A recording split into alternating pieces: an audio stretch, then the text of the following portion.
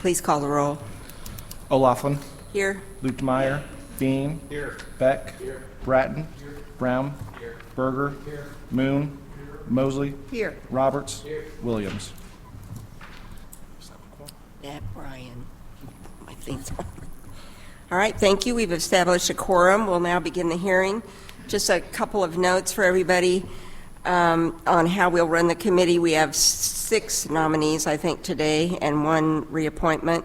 1 nominee was removed due to last-second changes in their schedule, so they won't be here today. We'll reschedule that.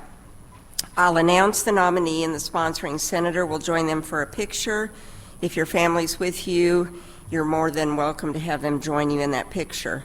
Senators, when you are done presenting, if you go to our Senate staff desk over here, you have to sign a document that is needed by the Secretary of the Senate's office, and I appreciate your cooperation. So we'll start with Cliff Callis, who is nominated to be on the Missouri Propane Safety Commission.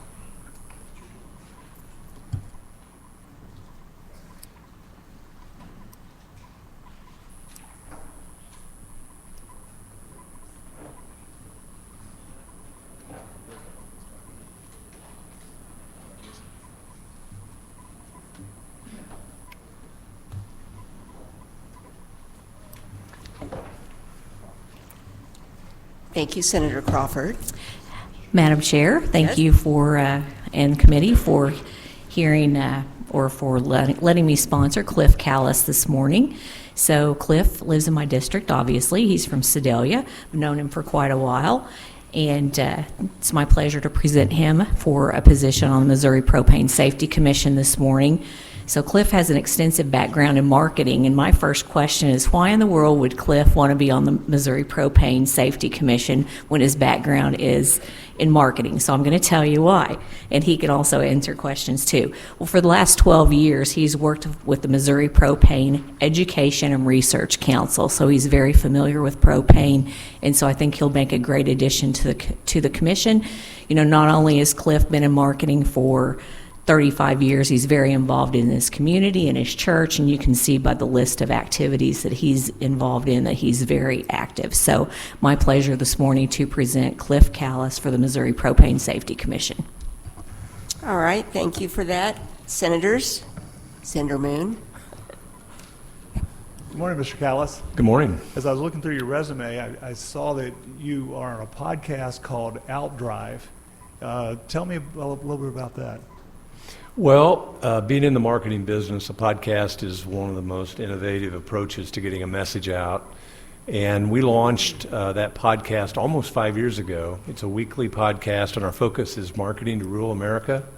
And we do it for a variety of reasons, but we feel like that rural America is a mindset, and that many people don't really realize what it's all about. So we have guests on each week, and the focus is marketing, but it's also life and recreation, and we have people come on and talk about rural America.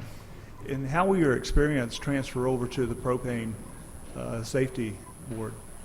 Well, I really feel like propane is the perfect energy, and I really do believe that. It's clean, it's American-made, it's efficient.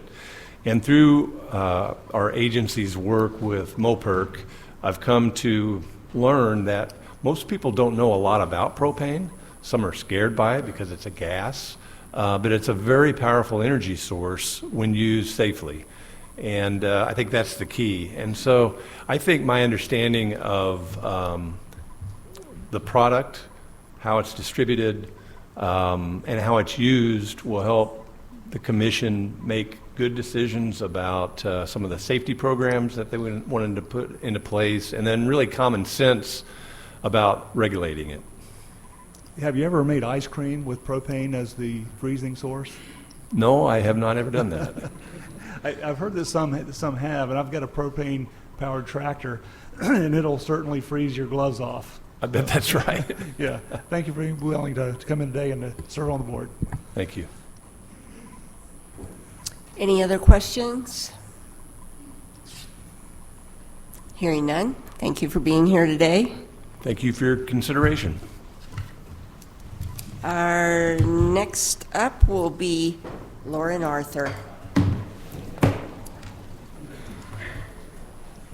who is a nominee to be on the Labor and Industrial Relations Commission. It's good to see you.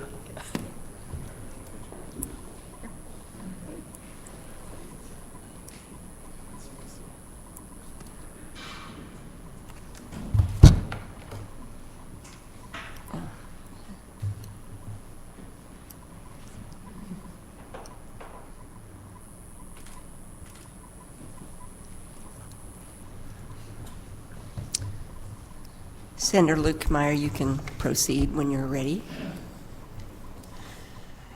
Thank you, Madam Chair, members of the committee. For the record, Senator Tony Luke Meyer, representing the 34th Senatorial District, here today to present our former colleague, Senator Lauren Arthur, as a nominee to the Labor and Industrial Relations Commission. Senator Arthur is well known to most of the members on this committee. From 2018 to 2024, she represented the citizens of Southern Clay County in the Missouri Senate. When she was sworn in, she became the youngest woman to ever serve in our chamber. During her time in the Senate, Senator Arthur chaired the Progress and Development Committee and was the ranking member on the Appropriations Committee.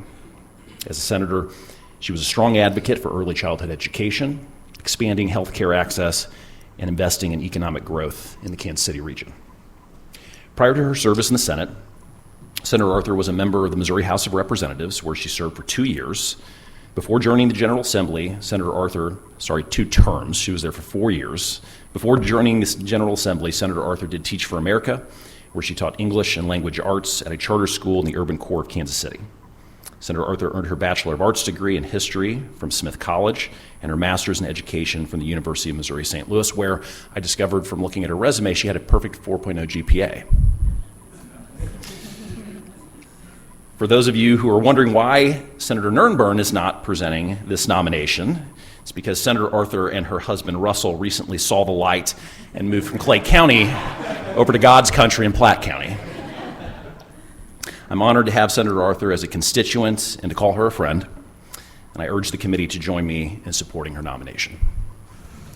Thank you for that. Any questions? Senator Beck? Probably not really a question, but just a comment. You know, I served with you for the last 4 years, and it was a great opportunity. And if you put half of what you put into being a senator and fighting for those causes, you'll do great on the Labor Relations Board. So thank you for your example. Thank you, Senator. And seeing all of my friends here makes me almost miss being in the Senate.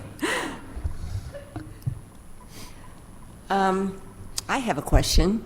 So, like, how many cases do you hear in a year or a month? Or It varies depending on the time of year, but every day new cases are uploaded. We deal with unemployment insurance and workers' comp. So it varies day to day, week to week, but you know, any given day there will be 15 to 20 cases we review for unemployment insurance, and then we'll see maybe 2 worker comp cases come through. so when you're reviewing those, do you have the employee who has the issue? Do they come in and testify and you ask questions, or how does that? Most of the case review just happens based on the file that we receive with the information. There is an opportunity for oral argument related to workers' comp, and so if the commission grants oral argument, then those parties would come in and argue their case or argue their Position. Motion before us. Yeah. Yeah. So can you tell me how often or what percentage of the cases are decided in favor of the employee and how many for the employer, or do you know that? I don't know. I'm sure we're tracking that information, but it really is a case-by-case basis and an application of the law. Okay. Any other questions? You're sailing right through. It's good to see you. Great to see you all. Thank you Thanks so for being much. here. Who's next?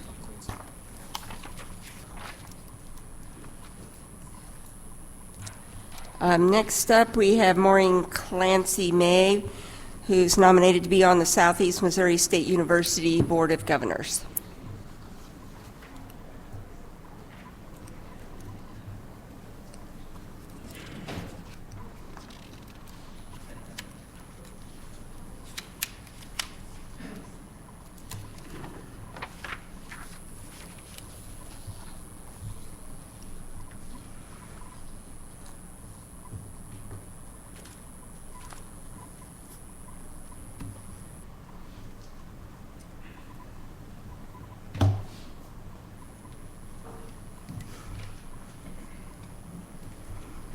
Good morning, everybody. I'm State Senator Tracy McCreary, District 24, representing basically up and down I-270 in St. Louis County. I'm here today to present Dr. Maureen Clancy-May. She is a nominee for the Southeast Missouri State University Board of Governors, and she was introduced yesterday on the floor, so I know one of the senators is excited for her to join the Southeast Missouri State Board. So Dr. Clancy-May, in my opinion, has been working towards an appointment like this her entire career. I'm sure you noticed in your preparations in her resume, she has over 40 years serving in public education and also just in the broader school community.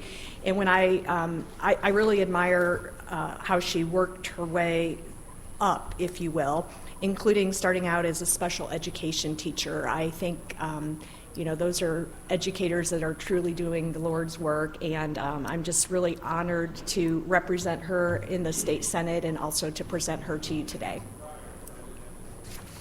All right, thank you. Do I have any questions? Senator Williams. Thank you, Madam Chair. I just wanted to say I'm extremely excited for you. I've had an opportunity to spend time with you, and as someone who cares deeply about Southeast Missouri State University, I'm more than confident that you'll represent the institution well and look forward to seeing your service in this capacity. Senator Bean. Thank you, Madam Chair. Great to have you here today, and I just wonder maybe if you could talk about a little bit about your history with SEMO and maybe what you see are some big opportunities coming for SEMO in the future. I know they're in the middle of a search for a new president. Maybe just kind of talk a little bit about that.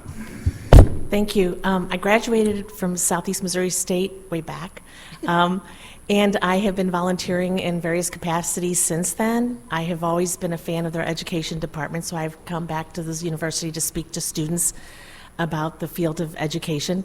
And I've served on their alumni organization, and then most recently, I did a short stint on the workforce development that Governor Parsons had established, and our university took that to heart, and so we were on a ad hoc task force committee to figure out ways in which we could bring those type of workforce skills, the soft skills, into all the various departments.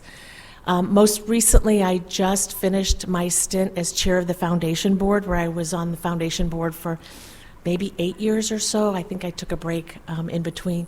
So anytime they call, I've pretty much said yes. I'm happy to serve. I think you had a second part of that, but I lost it. All good. Well, thank you for your willingness to serve, and look forward to the future. Senator Moon. Good morning, Doctor. Good morning. In our conversation after our conversation yesterday, I really anticipated that you had engineered a way to get your granddaughters up here to ask questions, because I was expecting some input from them, but maybe later. Maybe later. They have a couple questions, but we realized earlier this morning that they're not for the Senate or the governor. It had to do with food service in their school district. Yeah, that's an important one too. I was really impressed by your interest, first of all, and tell us about. I think this would probably interest the committee. Tell us about how you were almost diverted from your original path. Your parents had some input. You were thinking about going one way, and they directed another. Well, my mother was born and raised in Cape Girardeau, and I'm one of 6 children, and she was the one that truly influenced me to come. Of course, I was happy as the oldest daughter. I had a sister and 4 brothers. I was happy to accommodate my mom's request. Plus, I learned I could move away, which wasn't a bad thing, but it was a wonderful opportunity to experience life. So that's how I found my way to Cape Girardeau, and enjoyed listening to the stories of my mom growing up with her family there until she moved in her high school years up to St. Louis. Is that what you were referring to? Well, that wasn't the whole story, but that's good enough, I think. But I'm grateful to you for taking time to stop by yesterday, and I wish you well. Thank you very much. Any other questions? I have a question if no one else has a question. So you currently are a supervisor for DESE? I just retired in December. Oh. So I'm sure you're well aware of issues we have in our reading outcomes. Mm-hmm.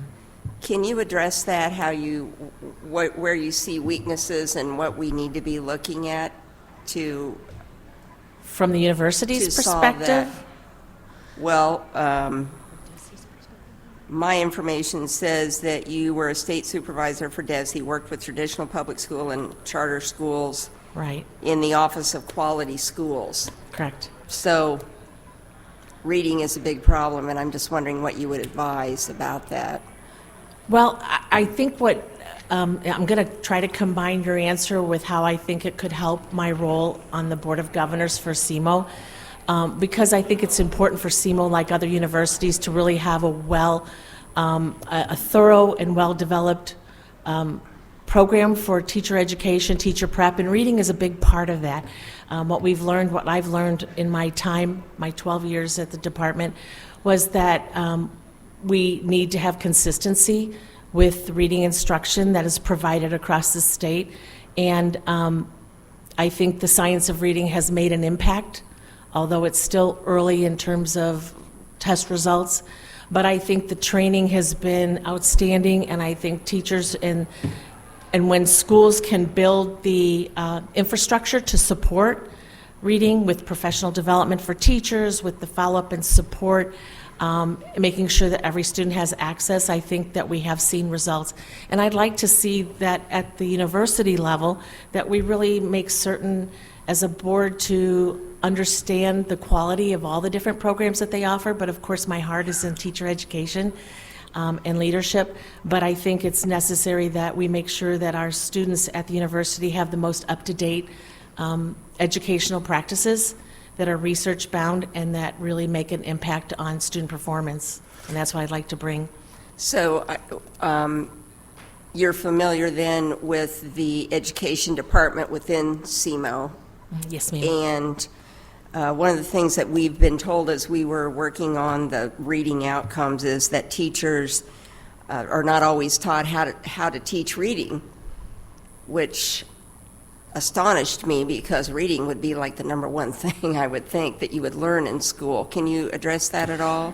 Well, I know from my visits down at the university that they have introduced like some very core instructional models for teacher education. So again, back when I was a student, it was more broad in terms of teaching math and literacy, but I think now they recognize that the science behind research-based instructional programs, now that's actually part of the training that in the teacher education program at SEMO. So I feel really confident that they are focused in on the right things, not just for reading, but also for mathematics. And so I think that students coming out of the university, and as a former superintendent that hired SEMO students among other students from other wonderful universities in Missouri, I have to say that they really ranked high in terms of their instructional knowledge when they came out of Southeast Missouri State. Do you know Sam Duncan? I do. What do you think of him? I just met with him yesterday, and I've known him since the days of COVID, and I know he works at the university, kind of. Well, when I first met Sam, he was an employee of the university, and then he moved into a superintendent role, and I had the joy of working with him in that capacity at the department. He is a ball of fire. He is so passionate about education, so what's not to love? That's kind of how I feel about him, too. So, does anyone else have any questions? Seeing none, thank you for being here today. Thank you. I look forward to the opportunity to serve. Thanks.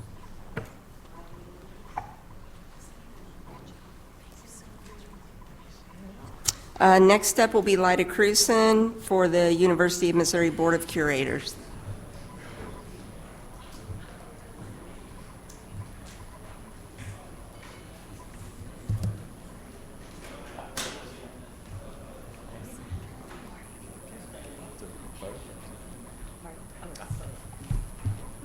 You want to sit in front of the chair? Just stand behind. All right, yeah.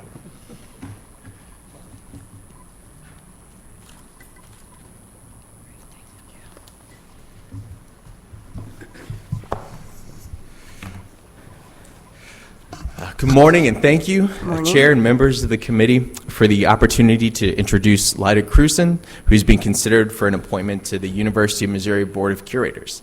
Her academic journey began at Truman University, where she earned a degree in education, followed by a degree in accounting from the University of Missouri St. Louis.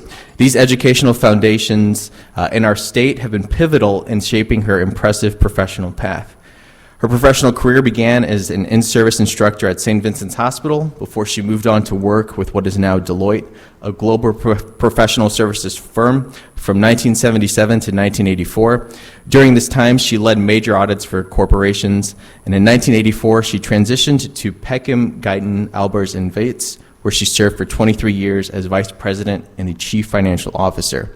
In this role, she was responsible for overseeing accounting and business operations for international design firms. In 1997, she had entered public service as a St. Louis alderwoman for the 28th Ward, a position that she held from 2017, a position held until 2017. And in 2017, she made history, similar to our President Pro Tem, by being the first woman elected as the mayor for the city of St. Louis, a role she held until 2021. As mayor, she led initiatives to improve public safety, enhance infrastructure, and drive economic development in the city. With her diverse leadership experience, combined with her deep expertise in both public and private sectors, Mayor Krewson is uniquely qualified to serve on the University of Missouri Board of Curators. She has proven to be a dedicated public servant, and I'm glad to call her a friend as well.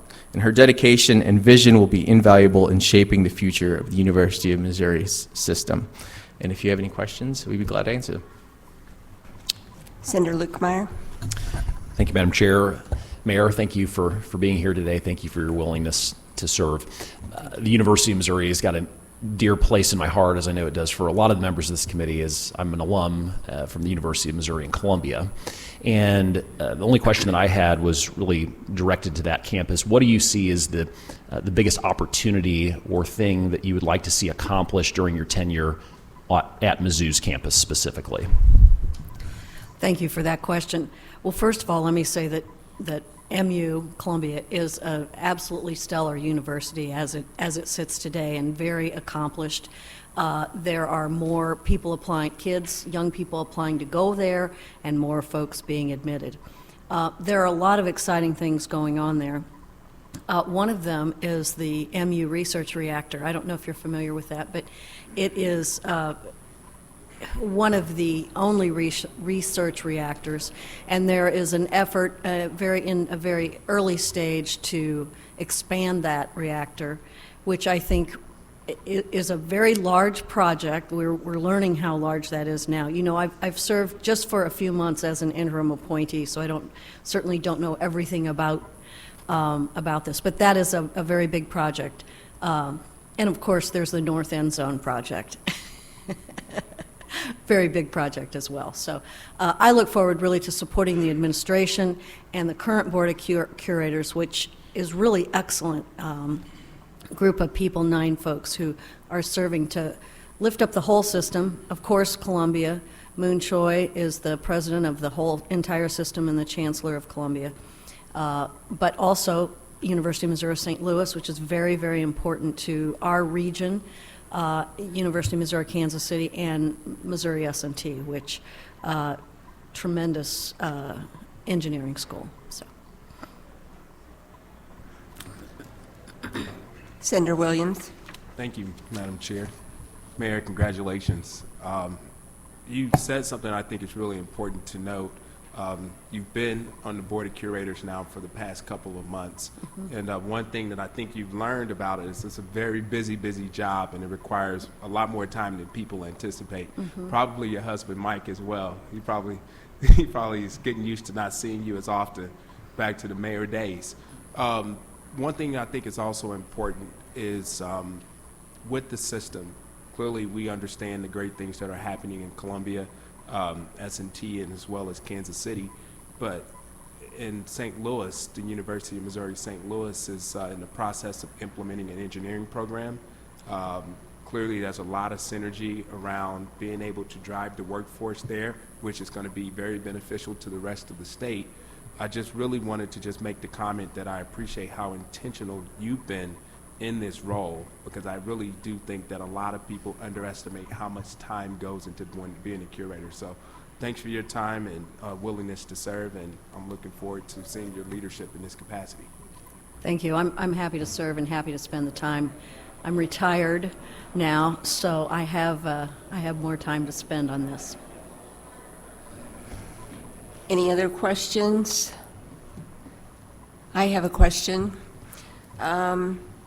You know, the funding for the different universities, well, the funding outlook is kind of going in a downward direction, and not something that we didn't anticipate, but do you see things at the university that we could do without?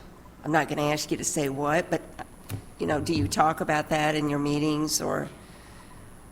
There is a big focus on efficiency, so I don't know if that's actually doing without, but doing what we do better, and that is, of course, Moon Choi that's on high on his list of things to do as well. So I don't have one thing that we could do, quote, without.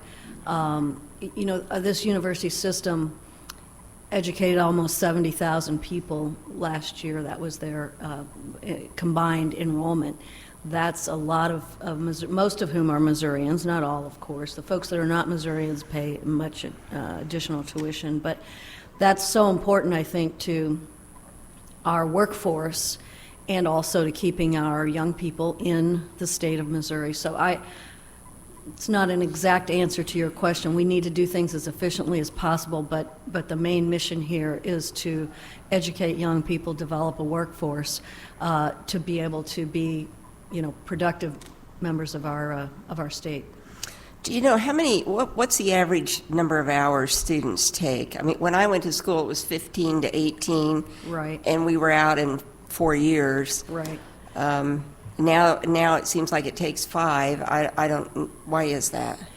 Well, I think it does take some folks 5, but I still think that 15 is an average number of hours. You know, the way the tuition structure is set up, if you take between 12 and 18 hours, it's a flat rate tuition, and so certainly for those motivated folks who are trying to get through quickly and get out and into the workforce, that's still a goal.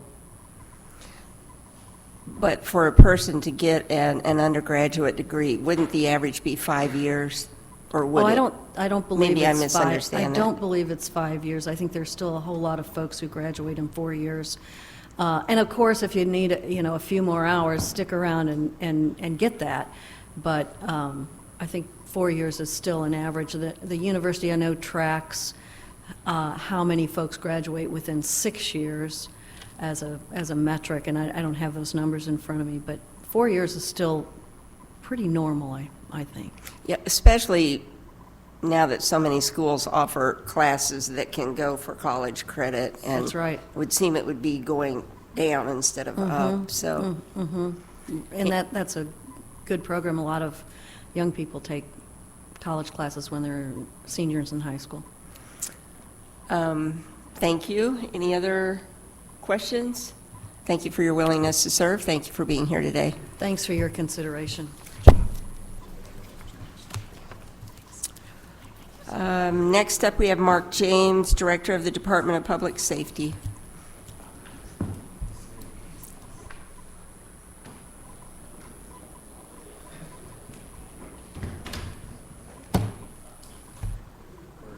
Is that right, Harrison?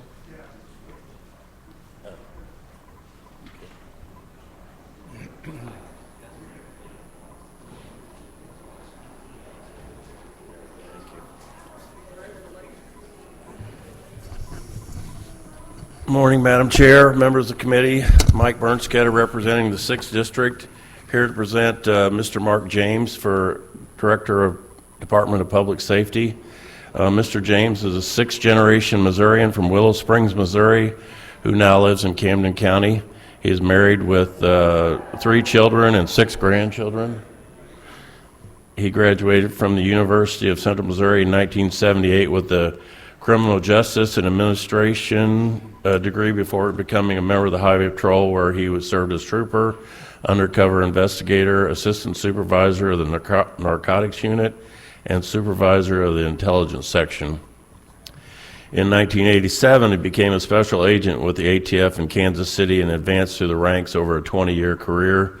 The supervisor of the Omaha Field Office, chief of the Intelligence Division in Washington, D.C., and special agent in charge of the Kansas City Field Division. In 2005, he already had this job. He was appointed Director of Public Safety and Homeland Security Advisor under the Governor Blunt administration. And in 2010, he got out of law enforcement and became a chancellor of the 5-campus Metropolitan Community College of Kansas City system, where he served until 2017. In 2018, he was appointed United States Marshal for the Western District of Missouri, where he spearheaded numerous law enforcement operations, resulting in the arrest of hundreds of state and federal fugitives wanted for violent crimes before retiring in 2022. During his career, he earned a Master of Science in Strategic Intelligence from the National Intelligence University, completed coursework towards a doctorate in business administration with an emphasis on Homeland Security Studies from North Central University, and received a Doctor of Laws from the faculty of University of Central Missouri in 2008. I think you'll agree with me that he is well qualified to do the job. Like I said, he's done the job before. He has lots and lots of experience. I sat down and talked with Mr. James, and I stopped him when he was telling me the story of his life, and I said, you should really write a book.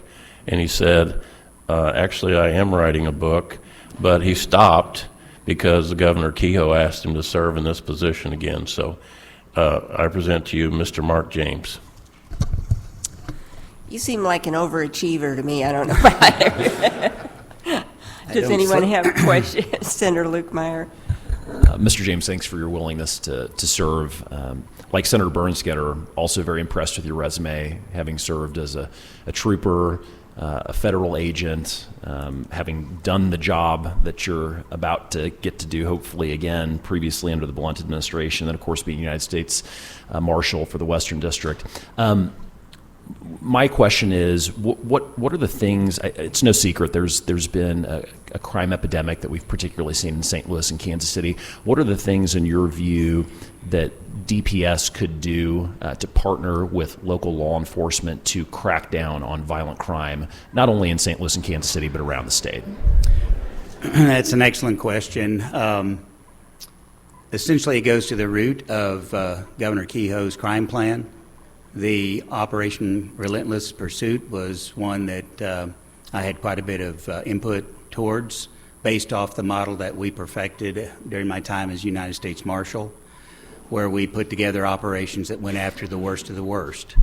And that's what we are intending to replicate, emanating from with the coordination, collaboration of the Department of Public Safety. It really is it's a team fight. There's no one agency that can be successful in and of itself, because the challenge is so huge. The challenge surpasses any individual agency's resources. So what we're going to look to do is be good partners, good collaborators, provide some very focused leadership. But I've already been in touch with the chief of Kansas City Police Department, the chief of St. Louis Police Department.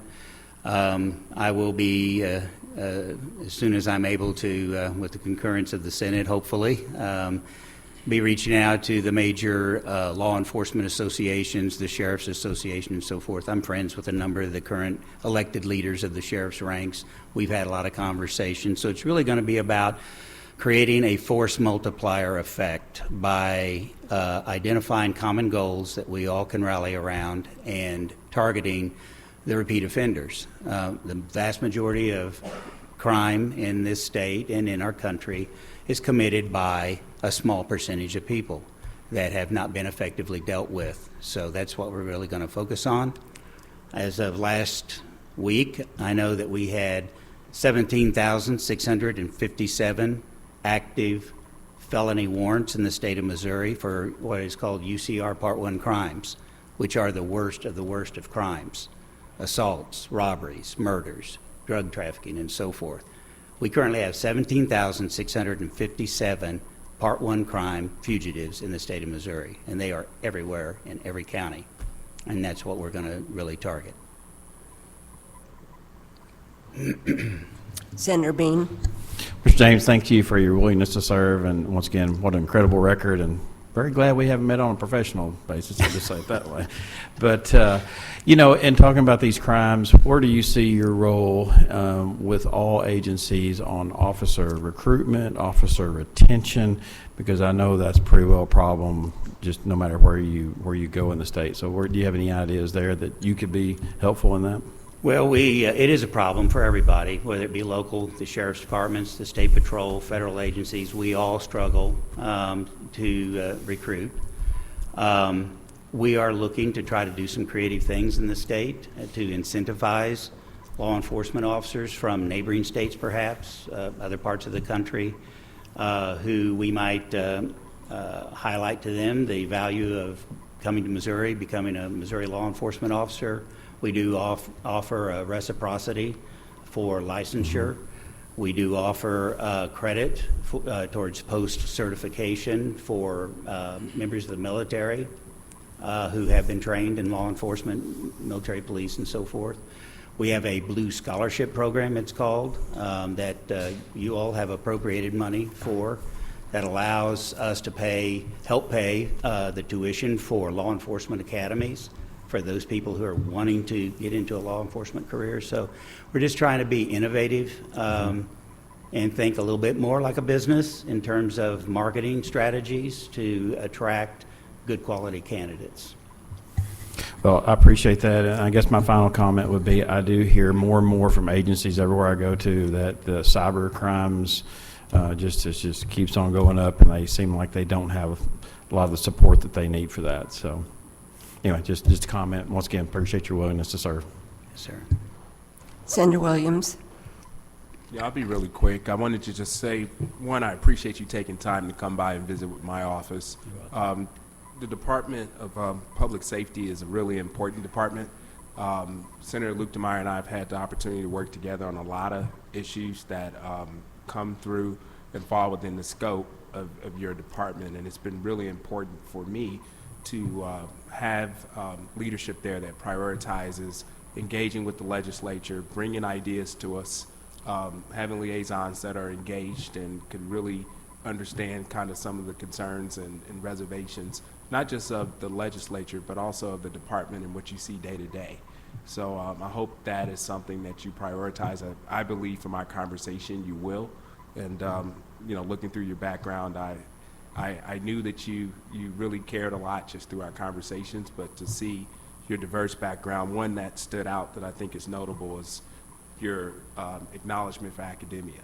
And I think that's going to be really important in terms of encouraging folks within your department to continue to be lifelong learners, but also utilize a lot of that experiences to meet people where they are and help them understand how to exhaust the capacity of their jobs, whether it's in any part of that department. So thanks a lot, and I'm looking forward to your leadership. Thank you, sir. Senator Berger. Thank you. Mr. James, I know you stopped by my office too, and thank you for being there. To kind of piggyback on Senator Bean's comments, how full staff are we, or what percentage are we on staff right now? Do you know that? In terms of state law enforcement? Yes. Well, I know numbers for the Highway Patrol. They're currently down 148 troopers, I believe. So how many, what is total trooper allotment? Do you know that? Total is around 1,100 some odd. We have Lieutenant Vivas here with me that I'm sure probably has the exact number. But we're down 148 slots right now across the state? Of troopers, yes, sir. Okay. The classes that, I can't think of what the classes are coming up, are they normally full, or how many is full, and how many do we normally entertain? Yeah, and that's, the number in a class has varied. A lot of it depends on the success of the recruitment possibilities. I've seen classes in the last year or so that it were as few as 8, and I've seen classes as large as 40. Okay. When I came on the highway patrol many centuries ago, it seems like, the ideal was for a class of 40. But as times have changed and it's become more challenging to recruit, I think the patrol has to make adjustments according to what they have in the pipeline, and Okay. when does it make sense to run a class, get those troopers on, and while always having the goal to increase the size of those recruit classes, because we lose a lot Right. during the course of the training. It is not fun, and it's not easy, and it's not for the weak of willed, and it's not unusual within the first 3 weeks of the Trooper Academy to lose a significant number of recruits. Are the classes offered multiple times a year, or is it a set time of the year? It's multiple times of the year Okay. if they have the recruits in the pipeline that have made it, through the background investigations and so forth. And when you served as a Western District Marshal, was that the same capacity John Jordan had? Yes, sir. Okay. He was my counterpart in the Eastern District. Thank you. Yes, sir. Any other questions? I have one. I see that you published something called The Perfect Storm. Are we headed for a resurgence of right-wing domestic terrorism? Yes, ma'am. Can you tell me about that? That was written, do you have the year on that? 2008. 2008. So in my experience, going back to the Highway Patrol, which is why I got the task of creating the first intelligence section for the Highway Patrol, that was in the early 80s.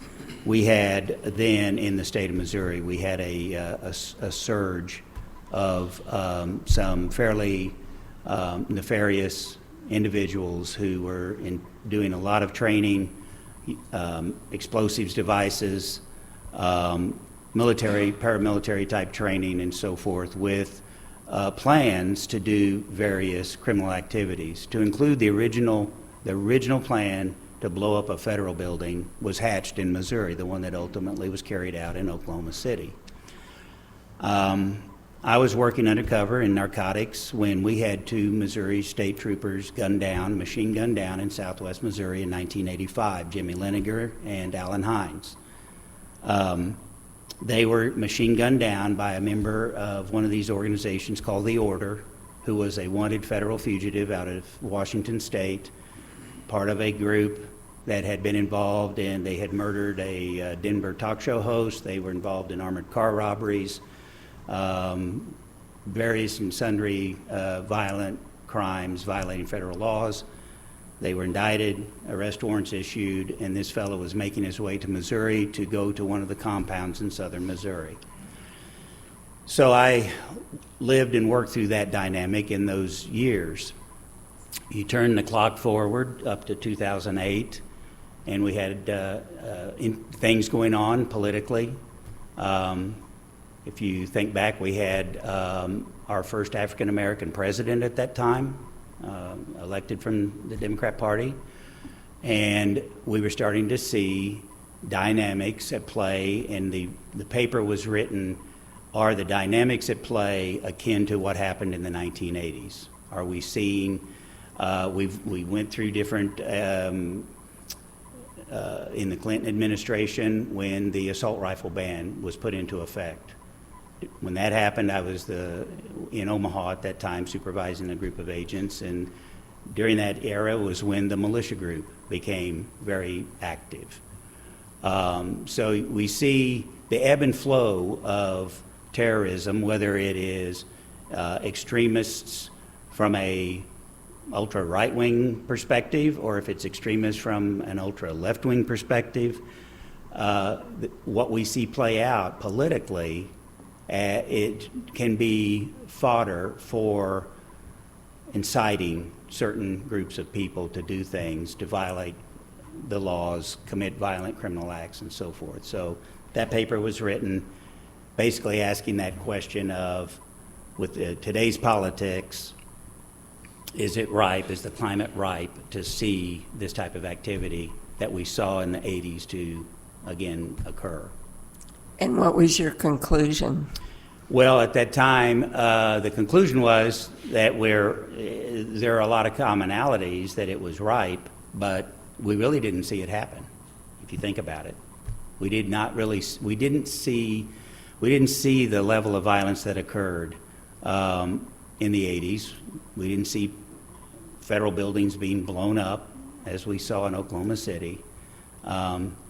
So the conclusion was, while the climate was ripe, perhaps there are a lot of commonalities, but it didn't come to pass as we saw before. Thank you. Any other questions? Seeing none, thank you for being here. Thank you for your willingness to serve. Well, thank you for your consideration. I appreciate it. Kurt? Next up, we'll have Kurt Schaefer for Director of the Department of Natural Resources.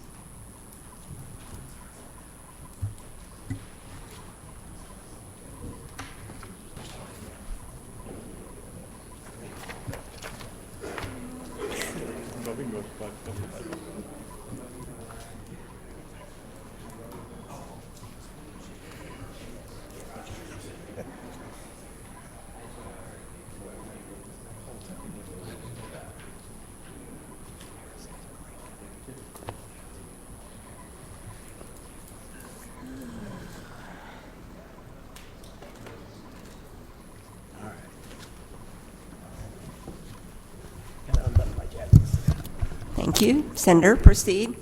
Madam Chair, members of the committee, Stephen Weber from the 19th District in Boone County, here to present Governor Keogh's nominee to be the Director of the Department of Natural Resources, former Senator Kurt Schaefer.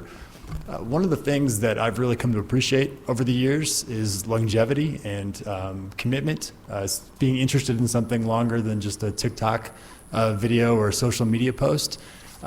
Kurt Schaefer has been interested and active involved in natural resource law, environmental stewardship his entire life. After he graduated from the University of Missouri, he wanted to be an environmental lawyer, so he sought out a good environmental law program, went to the University of Vermont specifically to specialize in this. He stayed after being a lawyer to get a master's degree further in environmental law policy. Came back to Missouri. When he came home, he went into public service and worked at the Attorney General's office. Eventually made his way over to the Department of Natural Resources, where he was the general counsel and the deputy director of the department. He spent time in the private sector, 25 years at Lathrop, doing a lot of different practice areas, but a lot of environmental work, natural resource work. There's approximately 1,900 employees at the Department of Natural Resources, with the exception of maybe some of the more scientific, technical aspects. Kurt Schaefer could walk into any of those jobs today and he could do them because he's done them before and he's cared about this for a long period of time. From a policy perspective, he's a little bit to the right of me, but Madam Chair, you probably suits you just fine. I appreciate your all's consideration, and I would respectfully urge that you consider supporting Kurt Schaefer as the new Director of Department of Natural Resources. Thank you. Thank you, and I'm impressed you said all of that without ever looking at a piece of paper. How does anybody do that? I'm practicing all night. Senator Lukemeyer. Thank you, Madam Chair. Yeah, Senator Weber, that was impressive. There was not a single note that was consulted during the entire dissertation of Kurt's background, and I'm super impressed by that. Senator Schaefer, appreciate you being here, appreciate your willingness to serve. You and I had the opportunity to have a conversation in my office yesterday where we talked a different range of topics, one of which was some of the opportunities, challenges that your department would have specifically with some of the new federal regulations or deregulation that's happening that was just announced this week. Could you give the committee, it doesn't have to be granular, but could you give the committee kind of a high-level overview of what you see, sort of some of the opportunities and challenges facing your department given some of the change in leadership at the federal level? Sure. Well, first of all, thank you, Madam Chairwoman, members of the committee. I think I got a chance to speak to everybody, or at least tried to, came by your office. I do want to say something real quick before I answer your question about Senator Weber. So I have two boys, and I joke because He is older than my boys, but they followed the same course. They went to the same grade school. They were all in the gifted program at Columbia Public Schools. They are all Eagle Scouts from the same troop, 707 in Columbia. So they have not followed him into the military yet, but I think they may be thinking about that. But anyway. Yeah, that's right. Well, we're talking about that too. But anyway, yeah, so thank you, Senator. So obviously it's an interesting time. We got a change in administration at the federal level, and we're going to see some changes. You know, I think it's important for people to realize that a lot of what the Department of Natural Resources does is it's actually dictated by the federal government. So, for example, when those environmental laws got passed, mostly in the early 1970s, Clean Water Act 1970, Clean Air Act 1971, essentially the political compromise at that time was the federal government would enact federal legislation, but the discretion was given to the states that as long as they carried out the standards that were at least as stringent as the federal, the state would be a delegated program. So the Department of Natural Resources is that delegated program for most of those environmental areas. And so, for example, air is going to be a very big topic because energy is going to be a huge issue for at least the next decade. It's one of the most important issues facing the country right now. Well, you know, the state of Missouri has to submit a SIP, a state implementation plan under federal law, and EPA sets those guidelines. So the NAAQS, or the National Ambient Air Quality Standards that we have to comply with, could there be a change in those? Yes, and when that happens, we'll have that discussion. But I will point out that everything the department does is done by statute as passed by the legislature. And so any major changes that we get, because remember, you know, the president's issued some executive orders that we're going over that could potentially have impact on the department. We'll see, because those are just to these federal agencies to decide how they're going to respond. But if there is change, then I think it's incumbent on the department to come back to the legislature and decide how we're going to address or prioritize some of those things. Senator Bean. Good to have you here today, Senator. Thank you, Senator.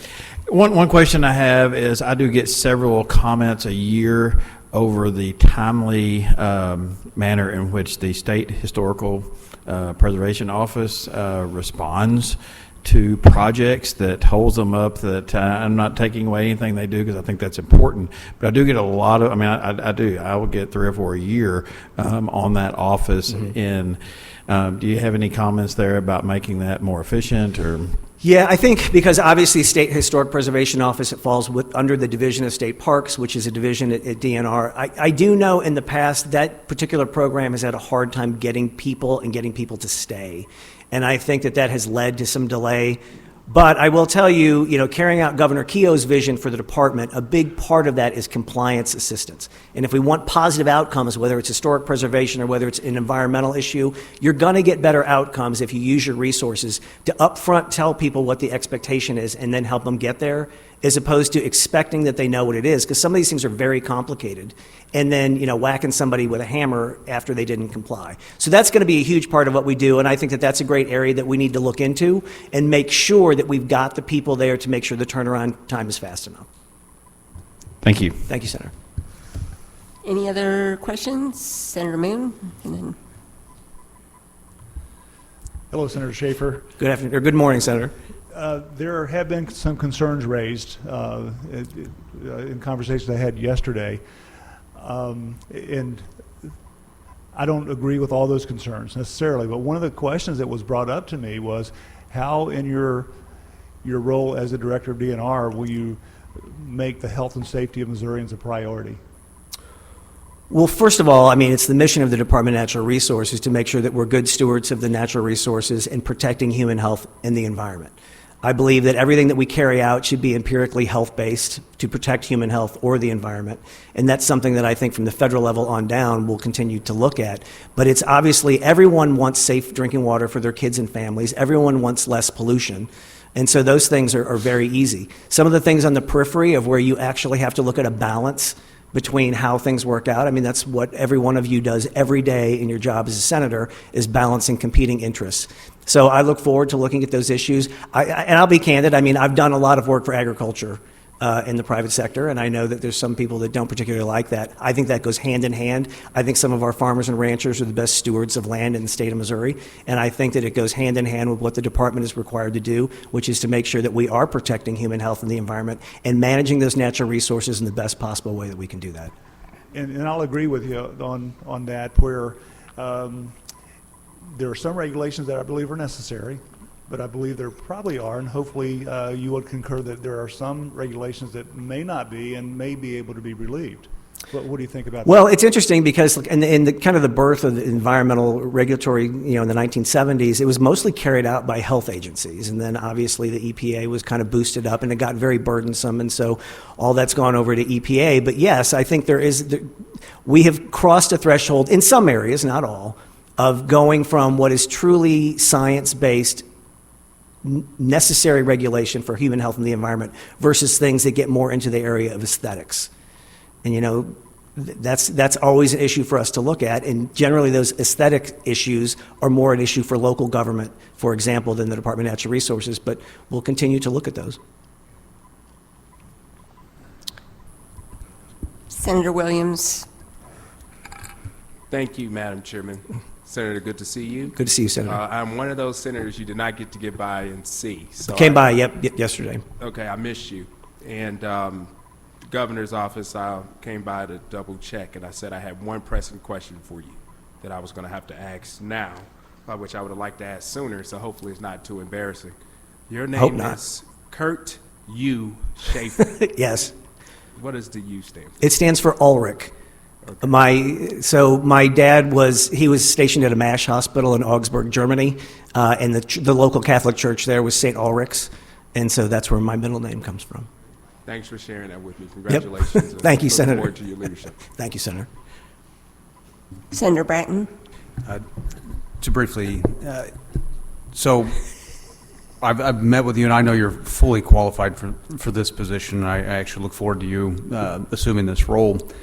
Something that was brought up, and I know we only had a couple minutes to meet on the side gallery, but I had an issue over the summer, unfortunately, dealing with a hyperscale data center.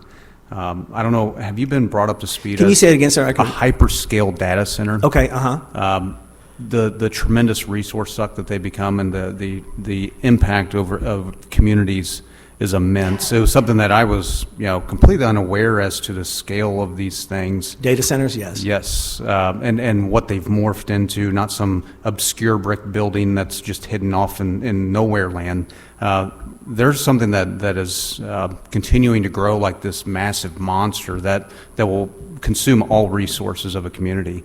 Have you been kind of brought up to speed as to like their evolution of what they've kind of become? I have. I mean, there's actually one being built in Utah right now. One data center being built in Utah right now will consume more electricity than the entire state of Wyoming. Mm-hmm. And so when you look at those issues, it shows you why we're seeing some of the things at the federal level right now. Energy is king. And I saw a presentation the other day that on a global scale, the country that controls energy will be the global leader, period. And it's in large part because of things like data centers, because they require the AI that's mm-hmm. essentially generated, they require so much energy. So that interacts with the department in the context of, first of all, the largest single emitters of CO2 in the state are power plants. And that's the thing that has become so controversial at the federal level with EPA dictating what those standards are. But, whether we'll have enough electricity, I think we need to look at every form of electricity that we can look at in the state of Missouri to stay competitive. I think the future is a diverse energy supply. I think that there are some decisions being made that probably don't answer all the questions that we need to look at. But I will tell you, from DNR's interaction in this space is really twofold. The Division of Environmental Quality, which is the one that issues that air permit to what's coming out of the stack, for example, at a gas-fired plant or a coal plant. And then that's obviously dictated by the bigger picture state implementation plan we have to do. But there's also an energy division at the department.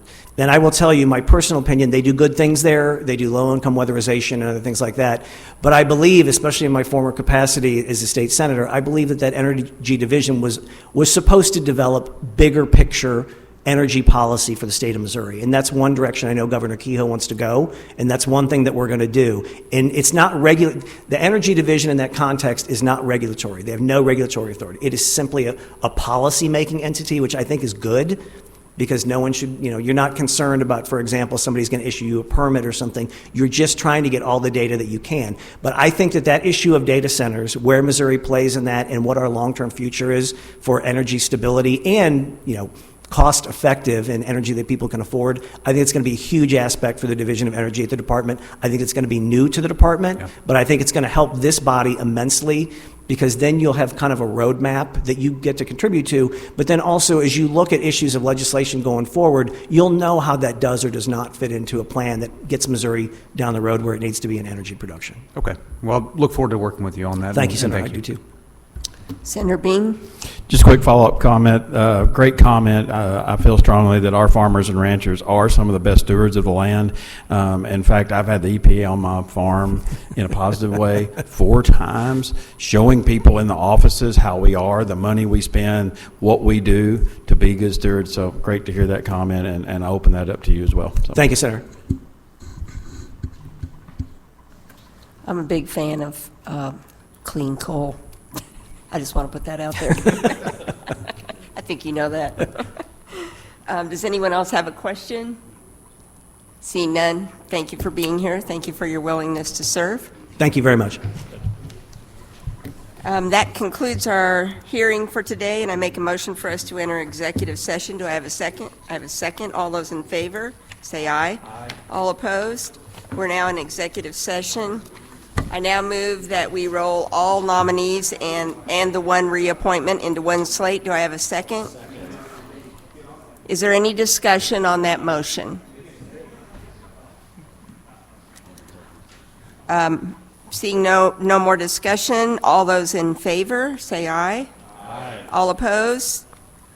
We now have a slate before us. I would move that we do pass the slate out of committee. Do I have a second? Is there any discussion on the motion? Hearing none. Seeing no more discussion, Mr. Secretary, call the roll. Senator O'Laughlin. Aye. Senator Luetkemeyer. Aye. Senator Bean. Aye. Senator Beck. Senator Bratton. Senator Brown 26. Senator Berger. Senator Moon. Senator Roberts. Aye. Senator Williams. Aye. And Senator Mosley left her vote with the chair. 10-0. Thank you. By a vote of 10-0, that passes. I move that we adjourn. Do I have a second? All those in favor say aye. Opposed? We are adjourned.